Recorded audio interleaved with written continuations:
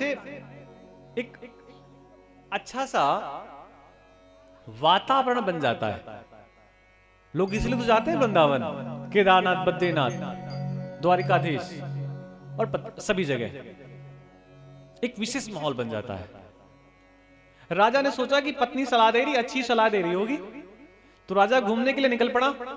राजा रथ में बैठा था, जैसे ही उसके साथी ने रथ हाँकने का प्रयास किया तो रानी ने धीरे से कान में एक बात और कह दी कि कोई अगर ऐसा मिल जाए जो इस राज्य को संभाल सके, जो तुम्हारे मन को अच्छी लगे, जो तुम्हें पुत्र दे सके, ऐसी अगर कोई कन्या भी मिल जाए जो तुम्हारे मन के अनुकूल हो, इस राज परिवार को संभाल सके, पूरे घर को संभाल सके, तो ऐसी अगर कोई स्त्री हो, कन्या हो, तो उसको भी ले आना। धीरे से इशारों में उसने बात कह दी। राजा घूमने के लिए गया, वापस आया। गया तो था अकेले, वापस मन को लगने वाली एक रुचि नाम की कन्या को ले आया। सुरुचि सुंदर थी, इतना मन रुच गया कि भूल गया घर में नीति बैठी है, सुरुचि को ले आया। जैसे ही राजा महल के पास पहुंचा, पूरा का पूरा महल सजा हुआ है, श्रृंगारित है, स्वर्ण कलश रखे हुए हैं, दीपक जल रहे हैं। राजा ने कहा, क्या आपको पता था कि हमने विवाह किया है और ये सब विवाह के कारण उत्सव हो रहा है, आप कर रहे हैं? तो मंत्रियों ने बताया, आपके विवाह के कारण ये सजा हुआ नहीं है, इसके सजने का दूसरा कारण है। क्या? आपकी जो रानी है, जो यहां रहती है, उसको पुत्र संतति होने वाली है। आप पिता बनने वाले हैं, इस राज्य को राजकुमार मिलने वाला है। सुनीति समझ गई कि मुझसे पहले भी यहां कोई बैठा हुआ है। मन में संकल्प ले लिया कि जब तक इसको मैं बाहर नहीं करूंगी, मैं चैन की सांस नहीं लूंगी। घर में रहने लगी और बात बात पर अपने पति का अपमान करने लगी। बात बात पर, कभी राजमहल में, कभी मंत्रियों के सामने, कभी जो मिलने वाले मित्र आते हैं उनके सामने, सुरुचि बार बार अपमान कर रही है। लेकिन सुनीति होशियार थी, वो समझ गई कि ये अपमान राजा का नहीं, ये अपमान मेरा कर रही है, मुझको राजा से दूर करना चाहती है। सुनीति ने अपने पति से एक दिन बड़े मीठे वचनों में कहा, स्वामी, बहुत दिन हो गए मुझे घूमे हुए, मैं भी जंगल में घूमना चाहती हूँ, मैं भी जंगल के हिरण को देखना चाहती हूँ, टहलते हुए मृगों को देखना चाहती हूँ, हाथियों को, सिंहों को देखना चाहती हूँ, मैं जंगल जाना चाहती हूँ, ऋषि मुनियों को देखना चाहती हूँ, संत महात्माओं को देखना चाहती हूँ। राजा जानता था कि ये क्या कह रही है। राजा ने कहा, ठीक है, जाइए, कुछ सेविकाओं को ले लीजिए, सहेलियों को ले लीजिए, सखियों को ले लीजिए, सेवक ले लीजिए, सैनिक ले लीजिए। तो रानी ने कहा कि अकेले जाऊंगी। क्यों? क्योंकि अकेले जाने में स्वतंत्रता है। अगर मैं जाऊंगी किनके साथ? अपने सेवकों के साथ, तो बात बात में वो लोग कहेंगे सिक्योरिटी के माध्यम से, ये मत खाओ, वो मत खाओ, ये मत छुओ, उससे मत मिलो। लेकिन कोई नहीं, जब मैं अकेले जाऊंगी तो स्वतंत्र होंगी। अकेले निकल गई छोटे से बालक को लेकर के जंगल में, पत्तों की पर्ण कुटिया बनाई, वहीं पर रहने लगी। अब कहां राजा, कहां जंगल, किसी प्रकार की कोई सुख सुविधा नहीं। सुबह उठती और दूरवा में जो नन्हे नन्हे कण होते, उन्हीं के रस को बिल लाती, कपड़े में समेट लाती, बच्चे को दूरवा रस पिलाती, वनस्पतियों के फल खिलाती, और बच्चा भी श्रेष्ठ, 1 2 3 4 5, वो 5 साल का बालक हो गया। अजान बाहु, जिसकी बड़ी भुजाएं होती है वो श्रेष्ठ व्यक्ति होता है, लंबी भुजाओं वाला, चौड़ी छाती, बड़ा सा मस्तक, घुंघराले बाल, सुंदर सी नासिका,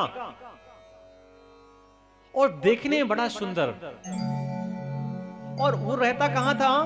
उन्हीं वनवासी बालकों के पास, जो जंगल के बालक हैं। अब व्यक्ति जहां रहेगा वहीं तो खेलेगा। वो उन्हीं वनवासी बालकों के साथ खेलता, लेकिन कोई भी प्रतिस्पर्धा होती तो जीतेगा कौन? खेती उपजे अपने कर्मा, बाढ़े पुत्र पिता के धर्मा। जैसा पिता वैसा बेटा। पिता श्रेष्ठ राजा है, उसका बालक भी वैसा ही है। वहां पर वो बालक जो बालकों के साथ खेलता है ना, ध्रुव नाम का बालक, वो वहां ऐसे रहता है जैसे पिता राजमहल में रहता है। कोई भी प्रतियोगिता होती, प्रतिस्पर्धा होती, और उस प्रतिस्पर्धा में प्रथम आता कौन? ध्रुव। जंगल के बालक हार जाते, और बार बार हारने के बाद एक दिन तो जंगल के बालकों ने ध्रुव को गाली दे दी। पता नहीं कहां से आ गया है, ये हमारे जैसा तो दिखता नहीं, हम काले कलूटे, ये सुंदर पता नहीं कहां से आ गया है। जाति का भी नहीं पता है,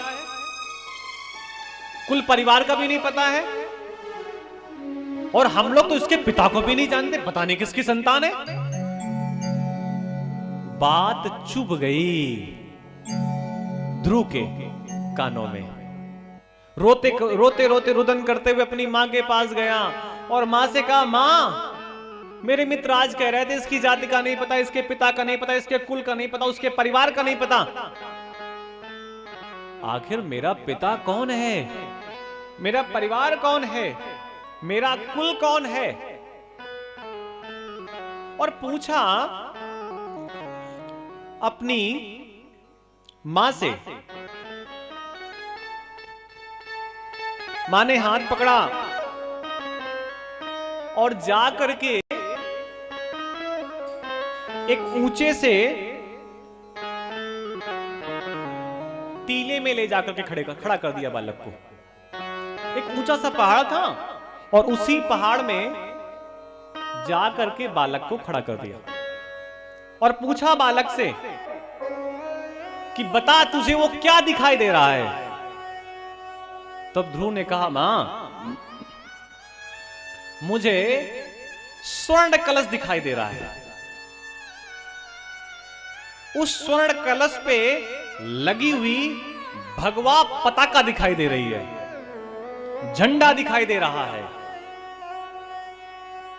मुझे महल दिखाई दे रहा है। मां ने पूछा, किसका महल? तब ध्रुव ने कहा, मुझे इस धरती के राजा उत्तानपाद का महल दिखाई दे रहा है, जो धरती का राजा है। तब मां ने मुस्कुराते हुए कहा, वो कोई और नहीं, जो धरती का राजा है वो तेरा पिता है। तो मां, मैं जो धरती का राजा है, स्वामी है, उत्तानपाद का बेटा हूं। हाँ, तू उन्हीं का बेटा है। तो मां, मैं अपने पिता से मिलना चाहता हूं। मां ने कहा, जा। बालक दौड़ पड़ा उस महल की ओर जहां पर उसका पिता रहता था। बालक जैसे दौड़ करके जाने लगा तो मां ने कह दिया, ध्रुव सावधान, पिता से मिलने जा रहा है, लेकिन पिता के पास बहुत सारी व्यवस्थाएं होंगी, सेवक होंगे, स्वर्ण मालाएं होंगी, आभूषण होंगे, सिंहासन होंगे। किसी की ओर नजर न जाए, देखना नहीं किसी की ओर, किसी भी वस्तु की लालसा मत करना, केवल पिता से मिलने जा रहा है, जा पिता से मिलकर आ। वो ध्रुव अपने पिता से मिलने के लिए दौड़ पड़ा। जैसे ही द्वार में गया, द्वारपालों ने रोक दिया, ये कह करके कि कहां जा रहा है? वनवासी बालक, पत्तों का कपड़ा पहन रखा है, मिट्टी भी लगी है हाथ पे, किससे मिलने जा रहा है? ये तो राजमहल का द्वार है और यहां पर श्रेष्ठ व्यक्ति का प्रवेश है। तब उस बालक ने कहा, द्वारपाल सावधान, मैं कोई और नहीं, मैं इस राज्य के राजा उत्तानपाद और उनकी पहली पत्नी सुनीति का बेटा ध्रुव। द्वारपालों ने वहीं द्वार में लगे हुए बहुत बड़े घंटे को 1 2 3 4 5 करके बार बार बजाया। वो घंटा तब बजाया जाता था जब कोई विशेष व्यक्ति आ रहा होता था, कोई बहुत बड़ा प्रधानमंत्री आता था, कोई राजकुमार आता था, राजा आता था, तब उस ध्वनि यंत्र को बजाया जाता था कि राजा जिस अवस्था में हो सावधान हो जाओ। राजा ने सोचा अकस्मात ये घंटा क्यों बज रहा है। राजा अपने राजमहल को छोड़ करके आया और पूछा द्वारपालों से कि इस ध्वनि यंत्र को क्यों बजाया। तब द्वारपालों ने बताया